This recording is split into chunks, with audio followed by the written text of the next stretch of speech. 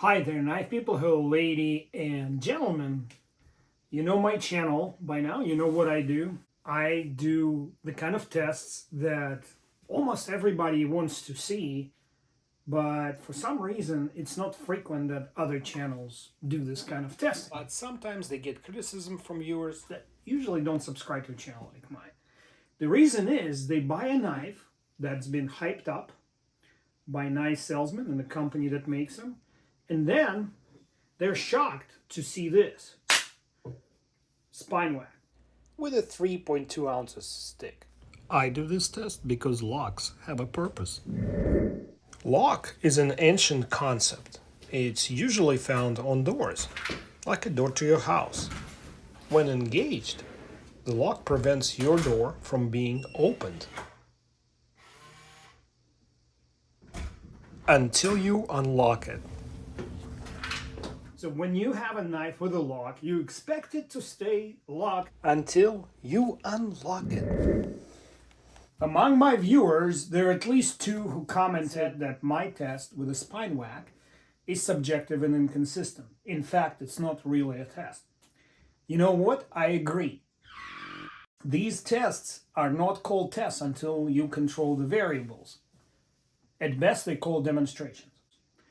And demonstration, it just shows you 1 off or 2 off or 3 off of an event, just to confirm that that event may in fact occur. Test will show you under what circumstances such an event may occur and may actually lead you into better understanding of an issue that you are having. Or a test may be designed to assess whether or not an item that you're testing meets all the intended requirements and specifications. Very simple concept. Unfortunately, when you do a 1-minute video, you don't have time to explain this. So yes, you can regard my previous tests as demonstrations. I got tired of doing demonstrations and I devised a test fixture. Here it is. And I'm going to zoom on it a little better and explain what I did here. Okay. Let me take it apart a little bit. Very simple. That's just a clamp that holds the fixture to the bench. And this is a fixture that clamps the knife. Let me unclamp. This is a Spyderco Manix 2 salt. And it's clamped here in such a way that the pivot rides or sits above this support. The support is rubberized. It's a 5/16 hose over a steel rod that provides rigidity and serves as a sort of an anvil when the rod or ram strikes. In fact, all the surfaces that contact the knife handle in a vertical direction are covered with rubber. That is done to closely resemble the grip with a human hand. So rather than putting the knife in a rigid clamp, I am emulating the give or flexibility that a human hand would have. Blade back strike accidents happen when you grip the knife hard, it's stuck in a workpiece, you pull on it, it breaks loose and strikes something hard. Alright, let me show you one more time. And if you want to build one yourself, all the components came from Harbor Freight. In this fixture, I tested it on several different knives, and sometimes I have to remove the pocket clip, and sometimes I don't. All right, let's talk about this. This also came years ago from Harbor Freight, and it's an arbor press from which I removed some components, like the lever here. Anyway, I removed the lever because it has a gear on its end, the spline gear. And what that gear does, it slows down, and instead of free falling, it just spins at a fixed at the fixed rate or at the fixed velocity. The release is very simple. This is my trigger finger, and that's what it does. This thing weighs 2.5 pounds, just slightly over 1 kilogram, 1,066 grams. And if you do your math in English units, it strikes the blade with 80 pounds of force, or 356 newtons. This piece of hose dampens the force and prevents the blade from chipping on the spine. The idea is to see, will 80 pounds of force unlock the knife? Based on the US Army anthropometric studies, a 50th percentile female up to 80th percentile male will generate 80 pounds of force on a back pull. Not accounting for swing momentum of the arm, because I assume that it's a constrained area that you work in. Based on the comments, most of the accidents happen when somebody is biting into the wood, and when they work it out, it smacks into, like, for example, somebody wrote about working on the porch and striking a slat on the railing and the knife closing on him. This knife, Microtech MSI. Anyway, so this is the background, and I am going to demonstrate the difference between a well-designed knife And a knife that may injure you. And so the fixture is clamped, the knife is placed, and I'm clamping down the handle. Watch this part. So this knife is rigidly mounted, but there's a little bit of give thanks to the rubber holes. And now I'm going to move this into position, making sure that it strikes before it runs out of the traverse here. Important thing to know also is the distance from the pivot to the point where the blade is struck, because knowing that it hits down with a 80-pound force, this distance will give me the actual moment in inch pounds. For this knife, it's 2 3/4 inches, which amounts to 220 inch pounds. I calculated 21 mile per hour velocity at the point of strike, so the impulse is not that high, only 13.6 pound-seconds. This test is designed to emulate a realistic scenario, nothing exuberant or excessive here, and the fixture facilitates this task quite well. If you have any questions about the setup, please write a comment. Trial number 1. No unlock. Trial number 2. Same. No unlock. Trial number 3.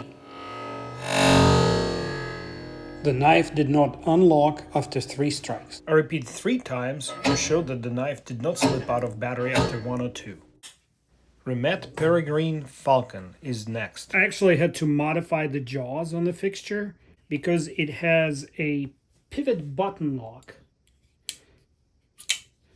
And I didn't want the jaw to compress the button when the knife is sitting there. So I am placing it in such a manner that the button is not compressed and it sits square above the bar here, rubberized bar. Clamped, protect the blade.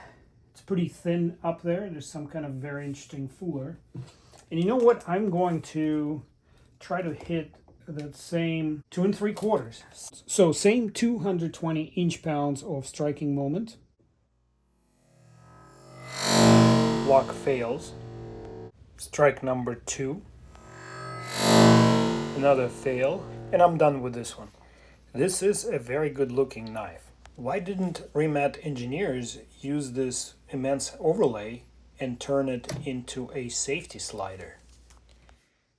And this unlocking on a spine whack is not the only issue with the lock here. When I grip the knife hard, and I have a medium-sized hand, where my knuckle on the thumb ends up is right on this button, so I can completely compress it, and the knife will unlock. So if I'm doing something hard and squeezing the knife, it will unlock. And the same goes for the reverse grip, because potentially I can unlock it right here with the palm of my hand. So just squeezing the knife can cause it to unlock. The reason is it's basically a regular liner lock, as you can see here. So if they would have happened to make a cutout here for your thumb, then you know, this would be a redundant mechanism. I have a feeling, just from my design experience, if I was an engineer, I would have planned to have a sort of a slide here and a detent underneath and make this piece able to move forward or back, probably forward better, and lock the button and detent in there. So then you would need a dual action, maybe a rotate and pull back or something like that to keep this lock. It is upsetting because the knife is beautiful, really stylish, and I wanted you guys to know though, because they sold out so quickly. Neves Knives and Metal Complex showed it on their channels without, and they kind of skidded over this part, even though I know experienced guys like them would have noticed right away. So these initially sold out, and Remette is working hard to repopulate them on the market. I would highly recommend for you guys to abstain. That company makes other nice looking knives. This one would not be on my shopping list if I were a safety concerned individual. Next is Reate with the Alvin Lee pivot button lock. It actually has elements similar to a triad lock, and Neves Knives did a great job explaining how this lock works. It's very different from Remette. Surely it's much safer because it has a safety slider on the side. The safety will remain off for the experiment. For the Reate, I actually had to remove the pocket clip because the handle is a little narrower than the other two knives. So it rests just slightly differently. Let me clamp it down. And because the handle is so thin, I added like a little extra piece of rubber here. So if anything, it makes it even more conservative as far as failure goes. Or less conservative if you're trying to induce failure, which I'm not. And now we're going to mark 2 3/4 right around here. And here's trial number 1, no unlock. And trial number 2, also no unlock. Trial number 3, same result. So with a Reate, it's also possible to actuate this button with your thumb knuckle right here, or phalanx. I'm not a doctor. I'm engaged to one, and she says it's an interphalangeal joint. It is possible, and quite easy because the handle is even smaller, so your thumb naturally ends up right here. But the difference between responsible engineers in the People's Republic of China and irresponsible company, or I hope engineers were proposing some kind of locking mechanism. Anyway, so the difference between responsible and irresponsible company is here they offer you a safety switch, safety lever, and now I can compress it all I want. The knife will not unlock unless you forgot to engage the safety. If you do though, it's not great. Let's see in the reverse grip. I cannot disengage, so because the button is different, I guess. I don't want to say it's a lot smaller, but it is smaller. No matter how hard I grip here, I cannot disengage the lock. The Adira also required pocket clip removal, verifying the distance here.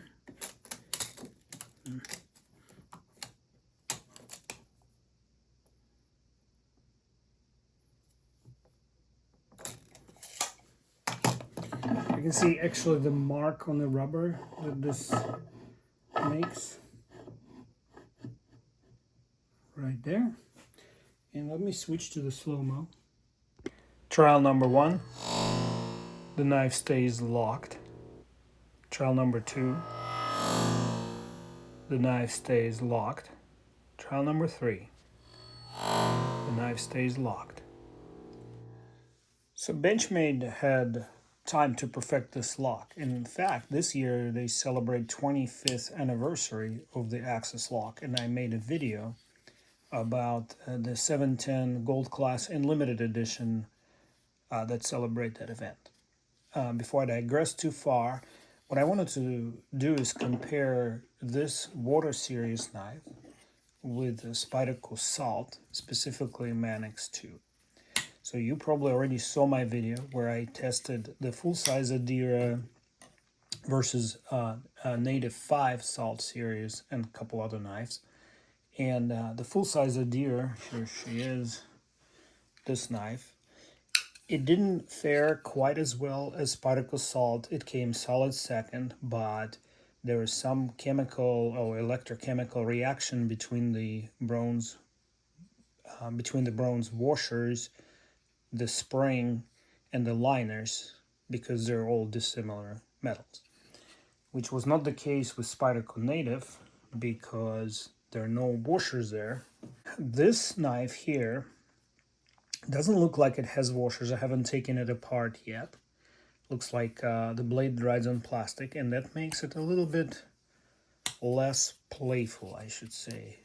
It takes a little bit more effort to open it, and maybe just a matter of wearing in the plastic surfaces that the blade is riding on. My major concern with this knife is the coil spring. This housing for the spring is most likely titanium. Basically, I'm concerned a little more with this knife than the Native 5 because that one is a backlock and there are fewer dissimilar metals there. And I don't expect the mini Adira perform any better than the full-size Adira, but these two knives are closer comparison to each other than full-size Adira to a Native 5 Salt. So let me know in the comments if you're interested in seeing this test. Currently, I'm finishing the video where I tested fixed blades in a salt fog environment. And that is coming up soon, but if you are not subscribed and don't have notifications turned on for my channel, then you may miss it. Because MSI is much longer blade length and handle length than the other knives, the setup had to change just a little bit. First of all, I'm going to be striking it at 3 inches, which means the moment at the pivot will be 20 inch-pounds higher than on other knives, which is a 9% increase. And just to give you the scale, these locks are designed to withstand about 900 to 1,000 inch-pounds in a slow compression tests. Crossbar here, or ram lock, has this slider on the spine of the knife. Because of that, I had to adjust my rubber hose clamp in such a manner that it doesn't prevent the ram lock from moving. So yeah. Let me switch to the slow-mo. Try number 1, the lock fails. Trial number 2, the lock fails again.